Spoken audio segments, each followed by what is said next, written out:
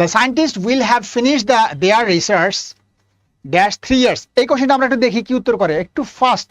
ভুলগুলো কিভাবে হয় এটা দেখো, যে এই যে আমি একটু বললাম না যে ওই যে কি বলছিলাম, আমি একটু আগে বলছিলাম যে এই যে ইন আর ফর এই দুটো কখন হবে, যদি কাউন্টেবল হয়, সময়টা যদি কাউন্টেবল হয়, আর কি থাকে, ফিউচারে হলে কি হবে, ইন হবে, আর প্রেজেন্ট টেন্সে হলে কি হবে, ফর হবে, এটা বলছিলাম।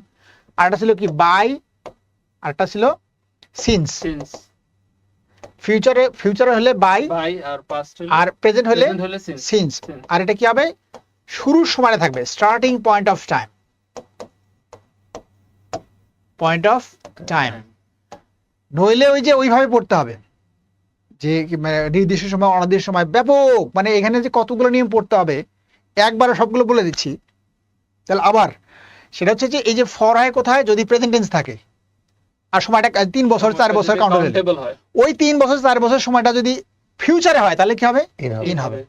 আবার যদি শুরুর সময় দেওয়া থাকে এবং সময়টা গণনা করা যায় না, তাহলে প্রেজেন্ট টেন্সে বেলা হবে সিন্স, আর সময়টা গণনা করা যায় না, ফিউচার টেন্স হলে কি হবে, বাই হবে। এইটা স্পষ্ট দেয়া আছে, উইল হ্যাভ, উইল থাকলে কি হবে, এটা প্রেজেন্ট না ফিউচার টেন্সে আছে, ফিউচার টেন্সে আছে। তাহলে ফিউচার টেন্সে হলে এরপরে কি সময়ও দেওয়া আছে, সময়ের আগে বসবে, সময় দেওয়া আছে, তাহলে অবশ্যই সিন্স হবে না, ফর হবে না, সিন্স ফর দুটো আগে কাটা, ঠিক আছে। ফিউচারে তাহলে কি হয়, ফিউচার থাকলে হয় ইন হবে অথবা বাই হবে।